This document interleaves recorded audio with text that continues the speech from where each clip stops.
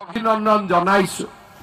এই আঁচনিখনৰ অতিকে প্ৰয়োজন আছিল এইভাবে যে এই বছৰৰ ভিতৰতে আমি লাখপতি বাইদেউৰ যি আমি আঁচনি হাতত লৈছিলো সেই আঁচনিখনো আমি ৰূপায়ণ কৰাৰ বাবে আগবাঢ়িম। অৰ্থাৎ এতিয়া আমাৰ ভেৰিফিকেশ্যনৰ কাম চলি আছে আৰু ভেৰিফিকেশ্যনৰ কাম শেষ হোৱাৰ পিছত আমাৰ বিধায়কসকলৰ ওচৰলৈকে তালিকাখন যাব আৰু বিধায়কসকলে মঞ্জুৰি কৰি দিয়াৰ লগে লগে আমাৰ আত্মসহায়ক গোটত থকা আই মাতৃসকলে 10,000 টকাকৈ চৰকাৰৰ পৰা বেংকত তেওঁলোকে ধন পাব।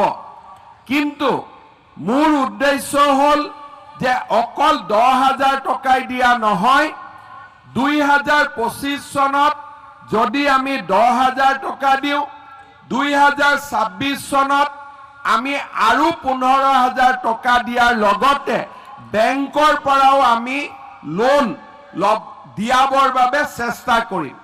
কিন্তু আজি যদি আপোনালোকৰ এই বেংকৰ পৰা লোন ঘূৰাই দিয়া নো ডিউ চাৰ্টিফিকেটখন নাপালেহেঁতেন, চৰকাৰে ক'লেও আপোনালোকক বেংকে কেতিয়াও লোন নিদিলেহেঁতেন।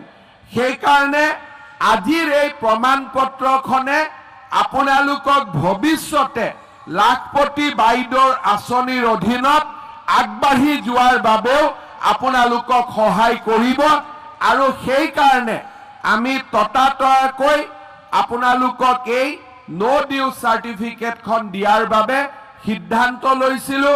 আৰু আজি এই নো ডিউ চাৰ্টিফিকেটখন দিয়াৰ পিছত বেংকৰ লগত আপোনালোকৰ লেনদেন নাথাকিব আৰু সেয়েহে অসম চৰকাৰে হাতত লোৱা আন বহু আঁচনিৰ পৰা আপোনালোকে উপকৃত হ'ব।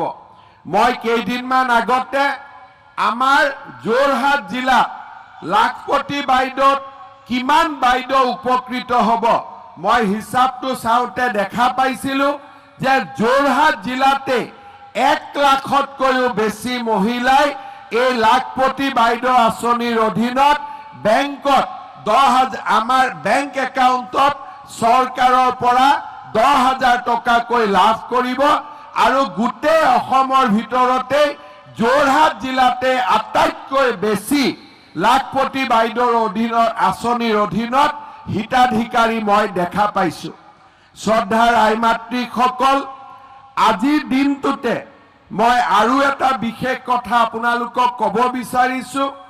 অহা 15 তাৰিখৰ পৰা 21 আৰু কৰবাত 28 তাৰিখলৈকে আমাৰ সমষ্টিয়ে পুলিং বুথে গাঁও সভা অনুষ্ঠিত হ'ব।